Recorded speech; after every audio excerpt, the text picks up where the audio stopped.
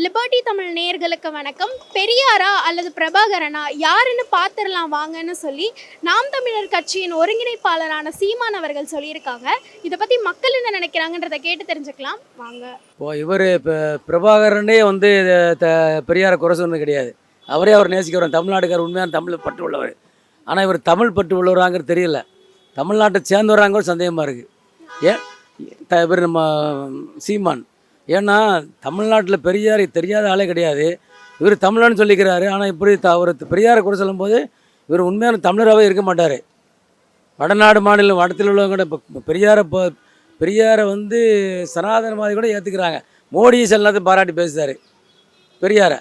இவன் தமிழ் மக்கள் சொல்கிற சீமானு பெரியாரை குற்றம் சொல்லும்போது இவர் தமிழராக இருக்க மாட்டாருன்னு எனக்கு மக்களுக்கு டவுட்டாக இருக்கும். இவர் அரசியல்வாதி யாருமே ஏற்றுக்கிறவே இல்லை. முதல்ல மக்களே ஏற்றுக்கிறல. இப்படிப்பட்ட அரசியல்வாதி இப்படி பேச்சில் வந்து திமிரா பேச அரசியல்வாதி நான் பார்த்ததே இல்லை. இப்போ இப்படி பேசுனா ஆட்சி வந்து எப்படி இருப்பார் அவர்? ஒரு கையில் ஆட்சியை கொடுத்தா மக்கள்கிட்ட என்ன போய் பேச முடியும்? இவர் நெருங்கி போய் பேச முடியுமா? ஒரு நிருபரையும் சண்டை போடுற மாதிரி பேசுகிறாரு, கையை தூக்கி பேசுகிறாரு, ரவுடி மாதிரி பேசுகிறாரு. அப்போ தமிழ்நாட்டில் ஆட்சியை கொடுத்தோன்னா எந்த மக்களுமே கிட்ட பேசவே முடியாது. இது என்ன நம்ம எப்படி பார்க்க முடியும்? இது வந்து பிரபாகரனா இல்லை பெரியாரானா? பிரபாகரன் வந்து ஈனத்தமிழர், அங்கே உண்டானவர். அவர் இங்கே கொண்டு வந்து நம்ம ஏன்னா சரி அங்கே மக்களுக்காக கொண்டாடுறாரு. அவர் நம்மளும் வந்து தமிழ் இனத்தலைவராக நம்ம பார்க்குறோம். ஆமாம், பெரியார் வந்து இங்கே வந்து நமக்காக போராடினவர். இன்னைக்கு வந்து அவர் பேசுகிறதுக்கு காரணம் அவரே சொல்லியிருக்கிறார். ஒரு பேட்டியில் சொல்லியிருக்காரு. ஒரு பேச்சாளர் பேசும்போது, ஏன் வந்து கோடம்பாக்கத்தில் வந்து இவ்வளோ தூரம் ரோட்டில் நின்று இப்படி கஷ்டப்பட்டு ஒரு டைரக்டர் ஆகி ஒரு படம் எடுத்திருக்கானா, அது காரணம் திராவிடன்றாரு. அப்போ அந்த அதிலெல்லாம் நடந்து வந்துட்டு இப்போ என்னை யாரும் மதிக்கலை கொள்ளலைன்றது பேச வைக்கணுன்றதுக்காகவே அவர் விரட்டி பேசி எதையோ ஒன்று உருட்டுறாரு மனுஷன். உருட்டி எப்படியாச்சும் பெரிய ஆள் ஆயிடணும்னு பார்க்குறாரு. பார்ப்போம். அவர் ஆக மாட்டார், தெரிஞ்சு போன கதை. என்றைக்கு அவர் வந்து சிறுபான்மை மக்களில் வந்து சாத்தானின் பிள்ளைன்னு சொன்னாரோ அன்றைக்கே முடிஞ்சு போச்சு அவருக்கு. அது வரையும் கொஞ்சம் மக்கள் கொஞ்சம் திரண்டிட்டு இருந்தானுங்க, யோசிச்சுட்டு இருந்தானுங்க. சரி இவருக்கு ஒரு வாய்ப்பு கொடுப்போம், இன்னும் ஒரு 2 எலெக்ஷன் போய் பார்ப்போம் அப்படின்ட்டு. இவர் என்றைக்கு அந்த மாதிரிலாம் பேச ஆரம்பித்தார் அப்போயே தெரிஞ்சிருச்சு பேட் ஃபுல்லாக இவர் வந்து வேற ஏதோ ஒரு உள்நோக்கத்தோட தான் இருக்கிறாரு அப்படின்ட்டு. பெரியாரா பிரபாகரனா பேசுறதோட அதெல்லாம் விட்டுட்டு நாட்டுக்கு என்ன செய்யணும் அதை பற்றி யோசித்தா போதும். நாடு செழிப்பாகிறதுக்கு வழிகாட்டணும். நான் வந்து பெரியார் வந்து அப்படி சொன்னார், பிரபாகரன் தான் இப்படி சொன்னார்னா அது வேணாம். அவங்களாம் மறைஞ்சு போயிட்டாங்க.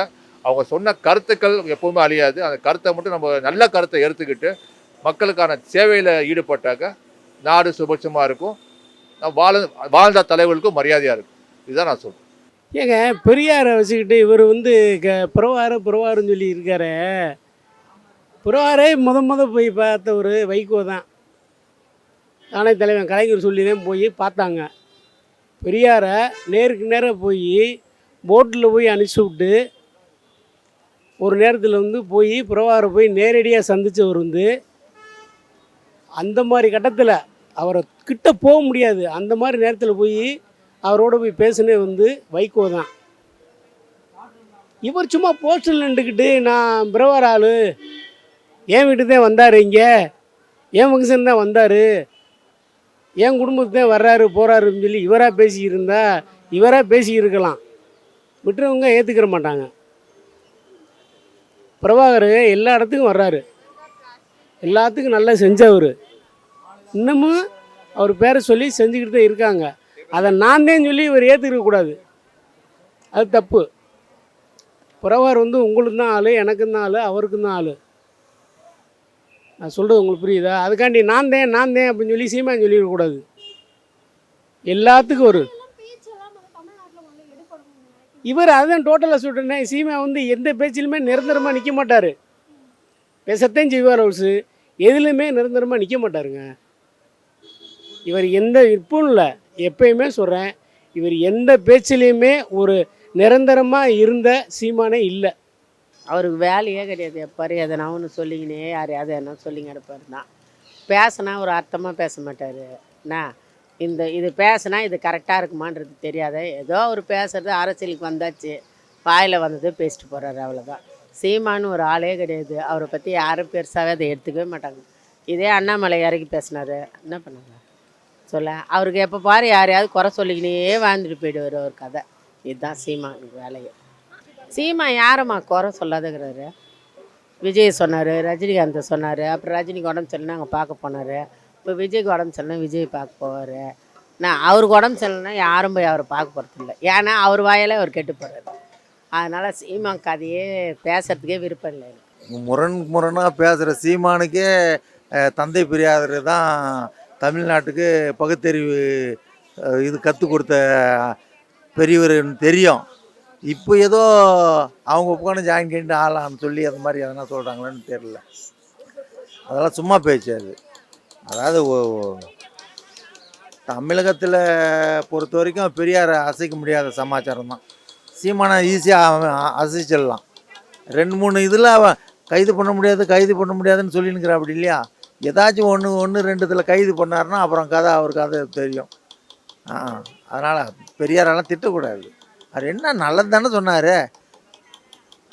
நீ ஏன்டா மனுஷன்னு போய் கும்பிட்றீங்க, நீங்களே உருவாக்கின கடவுள் மட்டும் கும்பிட்டு போங்கன்னு தான் சொன்னார்.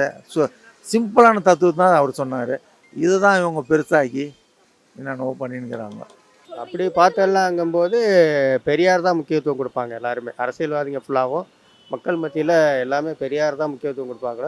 பிரபாகர் வந்து 2வது ஆப்ஷன் தான் நமக்கு. பெரியார் தான் முதல். அண்ணன் சீமான் அண்ணன் வந்து ஏதோ பேசிக்கிட்டு தான் இருப்பாங்களா, அதை வந்து நம்ம பெருசாக எடுத்துக்கிற முடியாது. ஏன்னா வந்து சீமான் வந்து எப்போவுமே ஒரு மக்கள் இடத்துல ஏதாவது ஒரு பேச்சு வளர்ந்துக்கிட்டு தான் இருக்கும். பேசுகிறது வந்து அவங்க வந்து இடையில கொஞ்சம் நல்லா ஃபேமஸாக இருந்தாப்புல. இப்போ தான் சில குழப்பங்கள்லாம் ஆகிப்போச்சு. பெரியார் தான் நம்ம தமிழ்நாட்டில் பெரியார் மண் இது. ஆனால் பெரியார் தான் நம்ம முக்கியமாக வச்சு பேசணும். பிரபாகரனை வச்சு பேச முடியாது தான். ஏன்னு கேட்டால் பெரியாருடைய மண் இது தமிழ்நாடு. அதனால் முக்கியமாக அவங்கள தான் நம்ம எடுத்து பேசினா சீமான் வந்து இன்னும் வளரக்கூடிய வாய்ப்பு இருக்குது. அது யாருன்னா கூட்டணிக்கு வருவாங்கன்ற ஆசை இதில் இருக்குதுன்னு நினைக்கிறேன். அதெல்லாம் தப்பு. தமிழ்நாட்டில் இருந்து பெரியாரை திட்டக்கூடாது. முதல்ல அவருடைய நிலையில் வந்தவங்க தானே எல்லாருமே. தமிழக அரசியல் எல்லாம் A to Z எல்லாருமே எடுத்துக்கலாம். பாட்டாளி மக்கள் கட்சியும் சரி, விடுதலை கட்சியும் சரி, அவர் வகுத்து கொள்கைகள் தான் இவங்க பின்பற்றி இவங்க வளர்த்துக்கிறாங்க. எதுக்கு எதிர்ப்பு தெரிவிக்கணும், கம்யூனிஸ்ட் கூட சொல்கிறேன், எதுக்கு எதிர்ப்பு தெரிவிக்கணும், எதுக்கு ஆதரவு கொடுக்கணுன்றதை அவங்க கட்சி நிலைப்பாடு எடுத்து அது செய்கிறாங்க. அதனால் அவங்க வளர்கிறாங்க. இவங்க கத்தினே இருக்க வேண்டியது தான் சீமா. அவர் என்னத்தை பார்க்க போகிறாரு, என்ன பெரியார் என்னத்தை சொல்கிற ஒரு அர்த்தமே இல்லையே. பெரியாரா பிரபாகரை பற்றி பார்த்துக்கு பேச்சு அந்த பிரச்சனைக்கு அவர் வரவே இல்லை. வரைக்கும் அவர் இழுக்க வேண்டிய அவசியமே இல்லை. இவர் தான் பிரபாகரனா இவராக பார்த்துக்கலான்றாரு. அவர் இந்த வார்த்தையை தமிழ்நாட்டு மக்களையோ பெரியாரையோ விமர்சி பேசணும் இல்லை, யாரும் பண்ணதில்லை. இவருக்கு தேவையெல்லாம் பண்ணிக்கிட்டு இருக்காரு. இப்போ சீமான் வந்து ஒரு பேச்சில் எதிர்த்து நிரந்தரமாக நின்றதே இல்லை. சீமான் வந்து பேச்சு வந்து டக்கு டக்குன்னு பேசுவார்.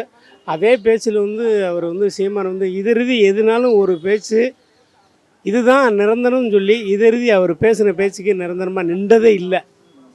நின்றதும் இல்லை, அவர் பேசுனதும் இல்லை. ஆனால் இது வந்து அவர் வயசுக்கு பெரியார் வயசுக்கு பெரியாருடைய கொள்கைக்கு இவர் பேசுகிறது வந்து அவ்வளோவா வந்து சரிப்பட்டு வரல. பெரியார் வயசு என்ன, அரசியல் என்ன, நுணுக்கங்கள் என்ன, பெரியாரை வந்து எல்லா பேரும் பெரியாருன்னு சொல்லி தந்தை பெரியாருன்னு சொல்லி சொல்லலாம். ஆனால் மித்தவங்களாம் வந்து நீங்களும் நானும் வந்து சீமான்னு சொல்ல முடியுமா? அவ்வளோ பெரிய ஆள் அவர். அதெல்லாம் இல்லை, சும்மா ஏதோ வாய்க்கு பேச எதுனாலும் பேசுகிறார் அவர். ஏன்னா அவர் வந்து பேசுகிறதெல்லாம் வந்து இனிமேல்லாம் ஓடி அடையாதுங்க. எல்லாமே கருத்து கணிப்பு மாதிரி எல்லாம் தெரிஞ்சுக்கிட்டாங்க எல்லாம். ஏன்னா சீமா ஏதோ பேசுகிறாரு, ஏதோ அவர் படித்த படிப்புக்கு அவர் பேசிக்கிட்டு இருக்கார். ஆனால் இனிமேல் போகிற காலத்தில் இனிமேல் கொஞ்சம் நல்லா இருந்துச்சு. ஆனால் இனிமேல் வந்து சீமானுக்கு வந்து சில வேல்யூவேஷன்லாம் இருக்காது. ஏன்னு கேளுங்க, இவரை பெரிய ஆளுகளெல்லாம் போயெல்லாம் இவரெல்லாம் பேசக்கூடாது.